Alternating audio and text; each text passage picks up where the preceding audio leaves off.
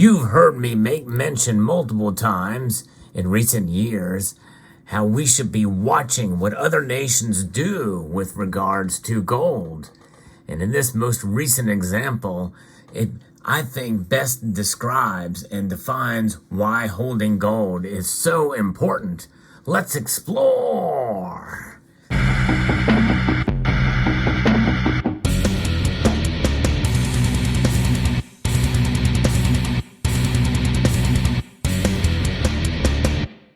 Even the tiniest of nations are getting the idea that it is important to be able to protect yourself financially. And the best way to do that is with something that has been recognized as a store of value for thousands upon thousands of years. All of the big nations certainly know this and understand that, at least some of the ones that are being smart about it. We are seeing more examples of smaller nations and nations who have recognized gold for thousands of years, who maybe dabbled away and maybe not handled their own currencies in the best way. When it's all said and done, these nations are holding gold because it's the ultimate fail-safe. And one small nation in Africa is doing the same thing here. Burkina Faso has acquired 200 kilos of gold from Canadian miner Endeavour, according to Africa News. And this is quite telling. And I think it's big news for many of the reasons that I'm going to talk about here. And it's a lesson for us all that no matter what your budget, it is feasible and possible to buy gold. 200 kilos of gold for one nation really is not a lot of gold. But for this nation, it is. And it just goes to show you that it doesn't matter how big of an entity you are or how much money you have. Getting gold is always a good idea, at least in part. And it's part of a diversified portfolio here. And if you enjoy stories like this, where I talk about precious metals in the news, I hope you would consider pressing that thumbs up button down below and subscribing to the channel. Because I think it's important now more so than ever before, as we are starting to see some slight pullbacks in gold's price, but also recognizing that gold has really held its own. It has held its own in the midst of quantitative easing and quantitative tightening. And both areas are really not good for gold, typically push the prices down for multiple varying reasons. But let's get into it. Burkina Faso has acquired 200 kilos of gold, and this is from the Canadian miner. Now I'm going to talk about what that connection is to the Canadian miner here in a moment. This is from the country's Energy and Mines Ministry from a recent announcement.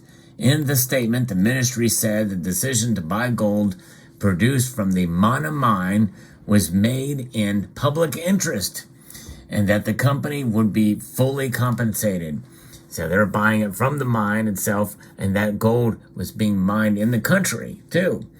The decision to requisition gold is dictated by an exceptional context of public necessity, which requires the state to ask certain mining companies to sell part of their gold production.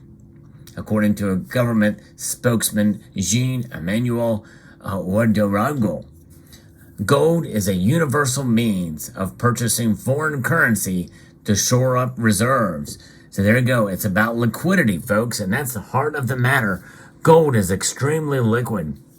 In fact, once you know you have the genuine product in hand, especially if it's from a recognized form, such as a eagle or what have you, you know that it's easy to liquidate. And as long as you can verify its authenticity, which there's a lot of different ways to do it now that make it easier than ever before, well, you know you're doing the right thing, and you've got something that most everybody will trade you currency for. And that is part of what their reason is. Foreign currency reserves, purchasing foreign currency to shore up reserves. And you know, there's only one thing that's more liquid than gold. And yes, that is indeed currencies.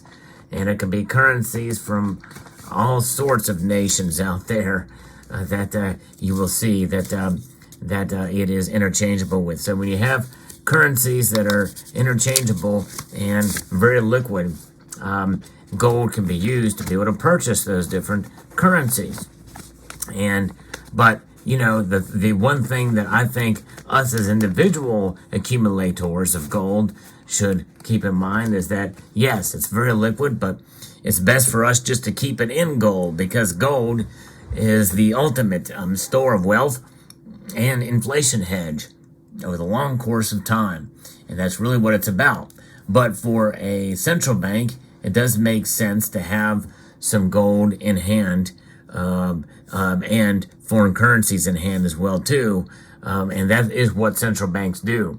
This is why they have them tiered as marked as tiered assets. So cash essentially is that top one or the top tier assets. And gold was marked as a tier 3 asset up until April of 2019, when it shifted over to becoming a tier 1 asset.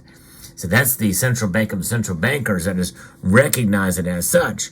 And no matter what they do, you and I, as accumulators of these metals, we have recognized that for a long time. In fact, history has recognized it as a tier 1 asset long before the Bank of International Settlements was a sparkle in somebody's eye. So there you have it. So Burkina Faso's finances, they've been hit hard by sanctions prompted by 2 army takeovers last year in the fight against the military insurgency in the north and east of the country. So they have seen some hard times and some instability. And gold being the metal that it is, it doesn't care what's going on in your country. It is liquid for everybody, no matter what your agenda is. So that is something else to consider here, that gold can be utilized and can be utilized for good and evil. I posted a video discussing that very topic and how it can be used for good or evil. But then again, so can many currencies as well. That's the thing about money. It's fungible, and it doesn't really matter who has it. It's valuable and it's desired by whatever factions. It can be used for whatever purpose you so desire or need, for any need. But nonetheless, there it is. Endeavour, this company, this Canadian miner, which is headquartered in the United Kingdom, is the biggest gold miner in the Sahel country. So it's interesting that Endeavour, this Canadian miner, is headquartered in the UK. Burkina authorities said that the transaction was exceptional and temporary in order to buy this gold, adding that it has been done in compliance with rules governing the trade in gold. So there it is. So in other words, they just did this one transaction, I guess, for this time recently here, this 200 kilos of gold. I assume it was probably 1 kilo bars, is my guess, that they had, and that would be the ultimate dream, is to have a kilo gold bar, or maybe 2 of them to stack on top of each other. Can you imagine that? But yes, indeed, as part of the reserves, we'll see some of these central banks that actually do hold kilo bars. And there it is. That's 31.2 ounces of gold. Recently, the government wished to reassure investors and all other partners of Burkina Faso. And I think that when you add gold to the mix, that's a pretty reassuring sign in my view.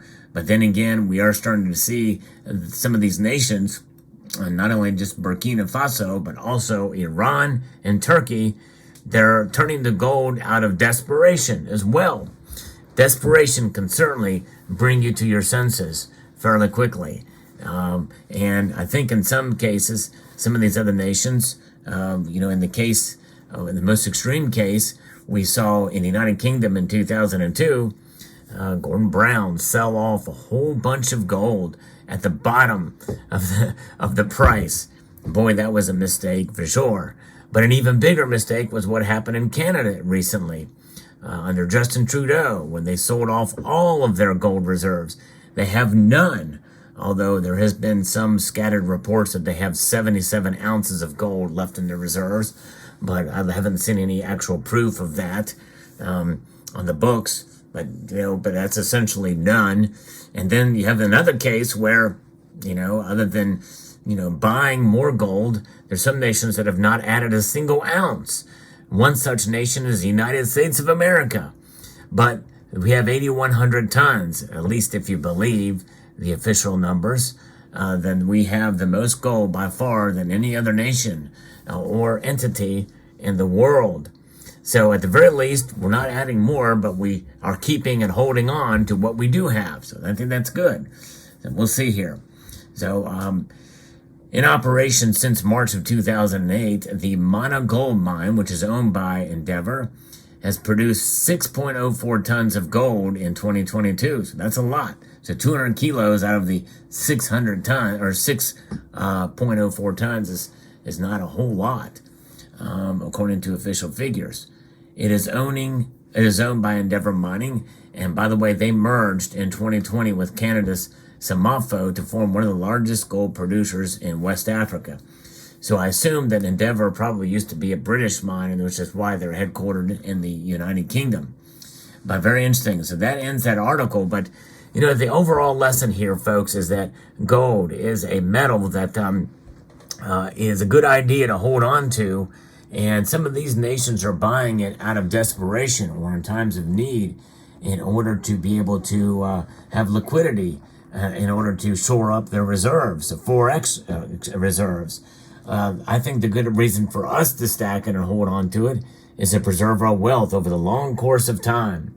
It's history is the best guide to in order to understand gold's value, and we've got it on our side. So that's why no matter what your budget, you can indeed buy and hold on to gold, even if it's in a fractional state. You can even buy gold at a reasonable level for under 1/10 of an ounce of gold. To find out more about that, I posted a video talking about buying gold on a budget and buying fractional gold on a budget. It can be done, and it can be done by everybody. If you're stacking silver, you can indeed stack gold. And I want to encourage you in that area to have a little bit of gold in your portfolio. Yes, indeed. So there you have it. Let me know what your thoughts are in the comment section below. I'd like to extend a multitude of gratitude to you all for taking the time to watch, and to encourage you to please rate, share, comment, and subscribe.